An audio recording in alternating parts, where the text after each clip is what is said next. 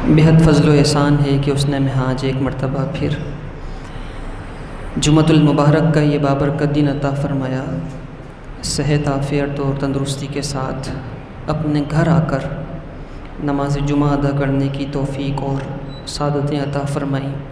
اللہ تعالی ہم سب کا آنا اپنی بارگاہ میں قبول فرمائے۔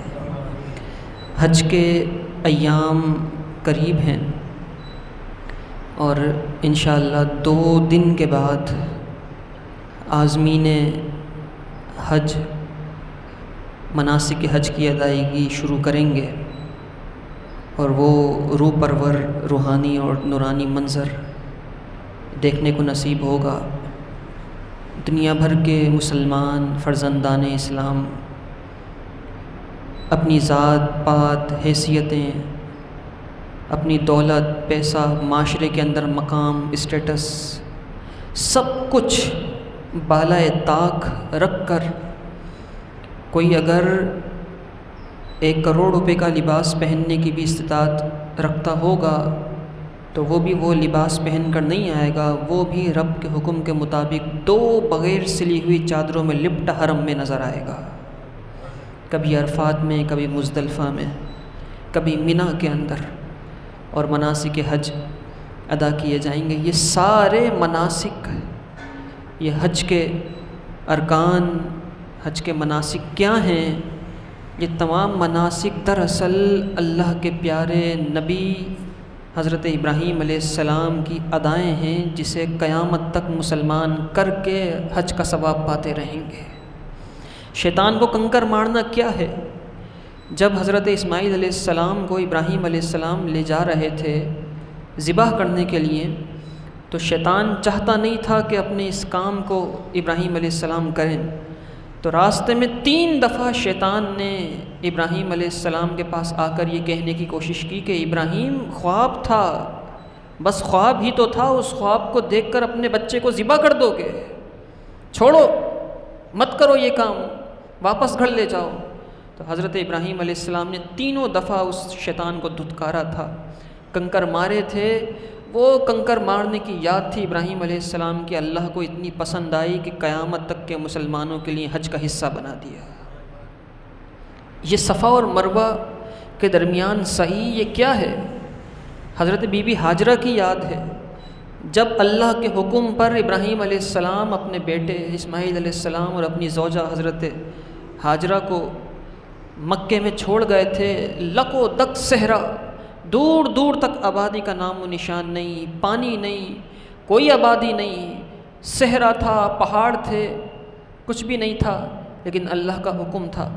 ابراہیم علیہ السلام نے جب چھوڑا اپنے بیٹے اسماعیل علیہ السلام کو اور حضرت ہاجرہ کو، تو پانی کی جب طلب ہوئی حضرت ہاجرہ کو اور اسماعیل علیہ السلام کو، تو پانی کی تلاش میں یہاں سے وہاں چکر لگائے تھے حضرت ہاجرہ نے، یہ چکر لگائے تھے حضرت ہاجرہ نے پانی تلاش کرنے کے لیے، لیکن اللہ کو اپنی پاک بی بی کی یہ ادا اتنی پسند آئی کہ حج اور عمرہ دونوں کا حصہ بنا دیا۔ اب عازمین عمرہ اور عازمین حج پانی تلاش کرنے کے لیے نہیں بھاگتے،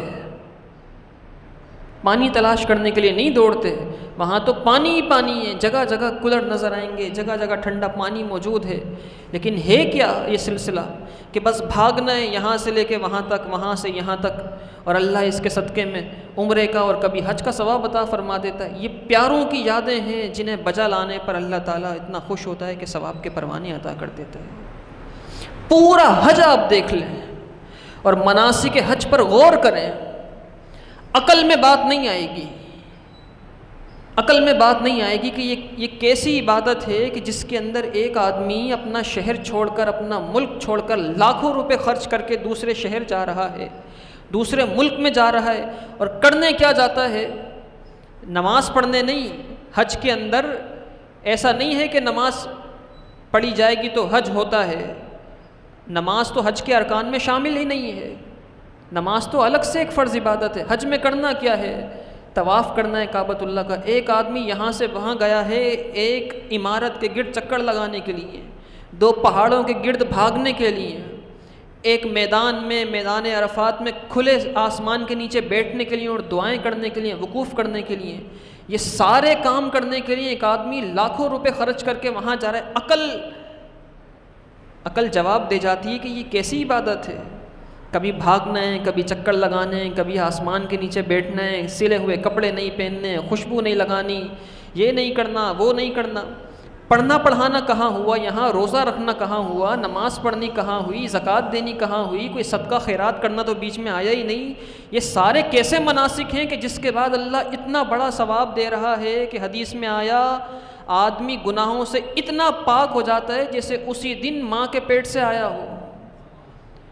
تو یہ کیسی عبادت ہے؟ عقل جواب دے جاتی ہے، لیکن بات یہ ہے محبوب کی ادائیں بھی محبوب ہوتی ہیں۔ یہ اللہ کے پیاروں کی ادائیں ہیں، اللہ کو اتنی پسند ہیں کہ ان سب کو جمع کر کے عبادت بنا دی، حج کا نام دے دیا گیا۔ اور حج ہر ایک کا قبول بھی نہیں ہوتا، حج ہر ایک کا قبول بھی نہیں ہوتا۔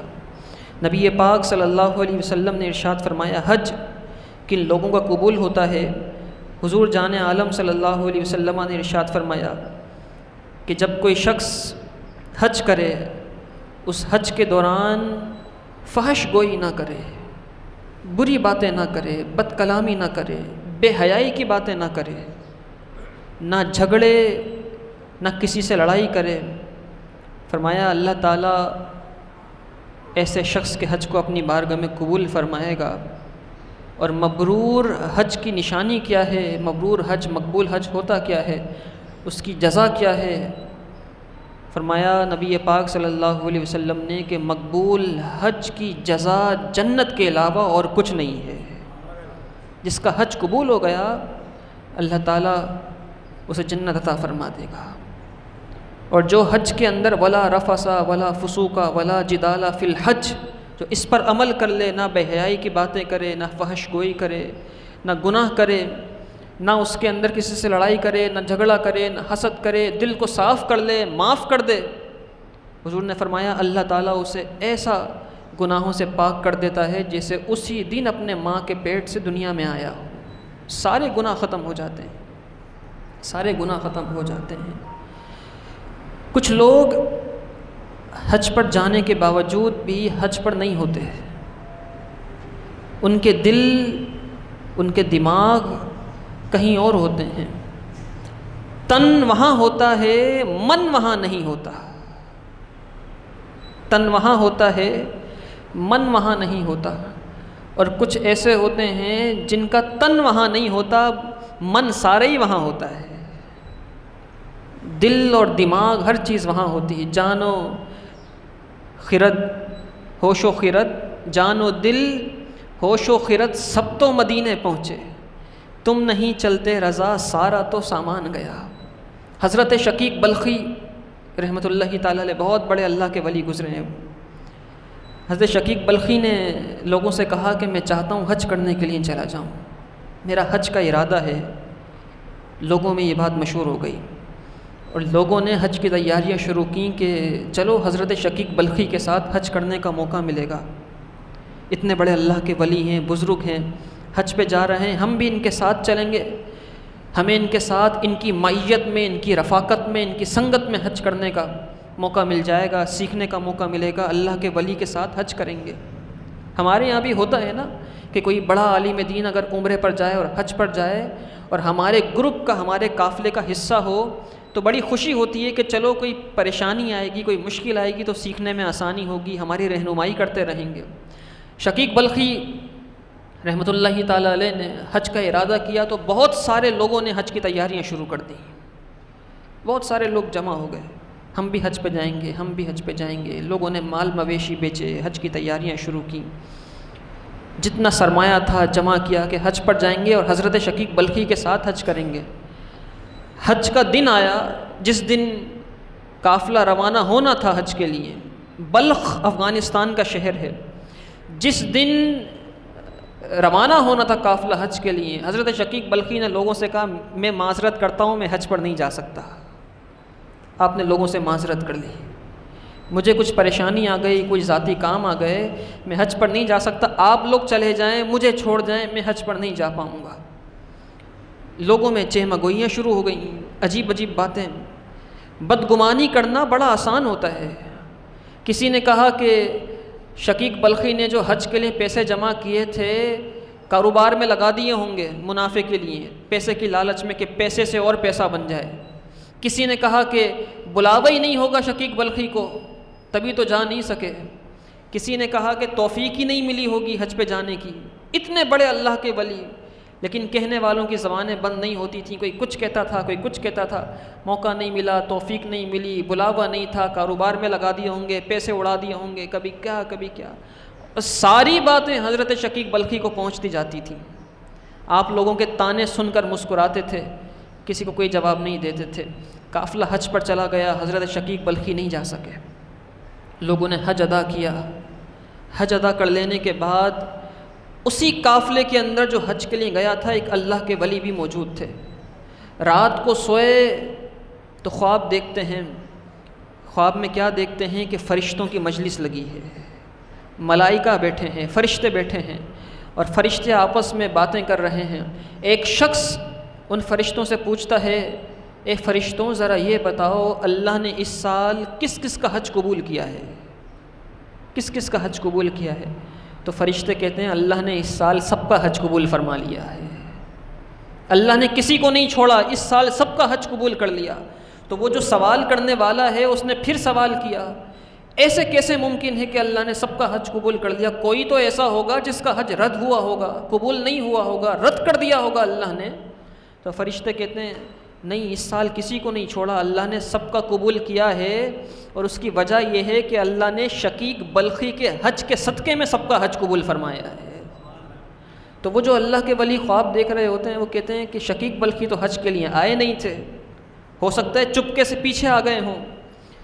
آنکھ کھلتی ہے رات کو، خیموں میں جاتے ہیں، دیکھتے ہیں ادھر ادھر، تلاش کرتے ہیں، لوگوں سے پوچھتے ہیں شقیق بلخی حج کے لیے آئے؟ لوگ کہتے ہیں شقیق بلخی تو شہر رہ گئے اپنے، یہاں آئے نہیں سکے، یہاں نہیں آئے۔ اور تعجب ہوتا ہے، مناسک حج پورے ہو جاتے ہیں، ایام حج پوری ہو جاتے ہیں تو وہ اللہ کے ولی واپس اپنے شہر جاتے ہیں۔ واپس شقیق بلخی کے پاس جا کر پوچھتے ہیں شقیق اللہ نے اس سال سب کا حج قبول کیا لیکن تمہاری وجہ سے کیا ہے، یہ کیا راز ہے؟ تم تو حج پر گئے نہیں تھے، تم تو یہیں رہ گئے تھے، اور خواب میں فرشتوں کو میں نے کہتے ہوئے سنا ہے کہ اللہ نے شقیق بلخی کے حج کی وجہ سے ساری امت کے حج کو قبول کیا ہے، یہ کیسا راز ہے؟ تو حضرت شقیق بلخی کہتے ہیں بات یہ ہے، جس دن قافلہ روانہ ہونا تھا ہمارا حج کے لیے، اس دن میں کچھ سامان لینے بازار جا رہا تھا، میں نے راستے میں دیکھا کہ ایک مردار جانور زمین پر پڑا ہے، اور ایک عورت بوسیدہ کپڑوں میں اس جانور کے پاس آتی ہے، اس کا کچھ گوشت کا حصہ کاٹتی ہے اور اپنے گھر لے جاتی ہے۔ میں یہ سارا منظر دیکھ رہا تھا، میں پیچھے پیچھے چلتا ہوں، وہ عورت اپنے گھر میں داخل ہوتی ہے، اور ہونے کے بعد ہانڈی کے اندر وہ گوشت ڈالتی ہے اور اسے پکانا شروع کرتی ہے۔ جب پک رہا ہوتا ہے تو میں دروازہ کھٹکھٹا کے پوچھتا ہوں، اے عورت تو یہ مردار کا گوشت پکا رہی ہے، یہ تو حرام ہے۔ تو وہ عورت رونے لگتی ہے، کہنے لگتی ہے شقیق بات یہ ہے 7 دن سے فاقوں پر ہیں، میں بھی میرے بچے بھی، کھانے کے لیے کچھ بھی نہیں ہے، مردار کا گوشت ہی کھا سکتے ہیں، یہ نہیں کھایا تو بچے مر جائیں گے، بچے مر جائیں گے، اسی لیے بس یہ کھلانا مجبوری ہے، بعد میں کچھ آ جائے گا تو اللہ سے معافی مانگ لوں گی، لیکن فی الحال اس کے علاوہ کچھ نہیں۔ شقیق بلخی یہ بتاتے ہوئے روتے جاتے ہیں اور فرماتے ہیں اس عورت نے جب مجھے یہ بات کہی تو میرا جتنا حج کا سرمایہ تھا سارا میں نے اس عورت کو لا کے دیا، اور میں نے کہا تو یہ لے، اس سے اپنا گزر اوقات کر، اللہ مجھے پھر حج پہ بلا لے گا، اللہ مجھے پھر کبھی حج پر بلا لے گا۔ اور سنو وہ جو میری ایک ادا تھی، یہ جو میرا ایک عمل تھا، وہ اللہ کو اتنا پسند آیا کہ بغیر حج کیے حج کا ثواب بھی دے دیا، میری وجہ سے سب کا حج بھی قبول فرما لیا، میری وجہ سے سب کا حج قبول فرما لیا ہے۔ تو کچھ لوگ ایسے ہوتے ہیں جن کا تن یہاں نہیں ہوتا، تن وہاں ہوتا ہے، جسم وہاں ہوتا ہے، لیکن من کہیں اور چل رہا ہوتا ہے، دماغ کہیں اور ہوتا ہے۔ اور کچھ لوگ وہ ہوتے ہیں جن کا جسم یہاں ہوتا ہے، تن یہاں ہوتا ہے، لیکن سارا کا سارا دل و دماغ وہیں لگا ہوتا ہے۔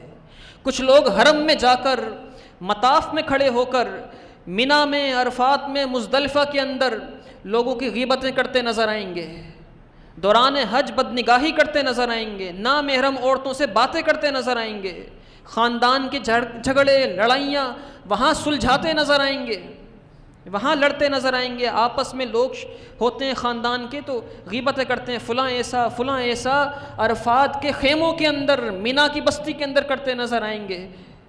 اور کچھ لوگ ایسے ہوں گے جو وہاں نہیں ہوں گے، یہیں پر ہوں گے، لیکن کبھی کوئی حج کا منظر سامنے سے آ جائے گا ٹی وی پر، موبائل پر، تو آنکھوں سے آنسو رواں ہو جائیں گے۔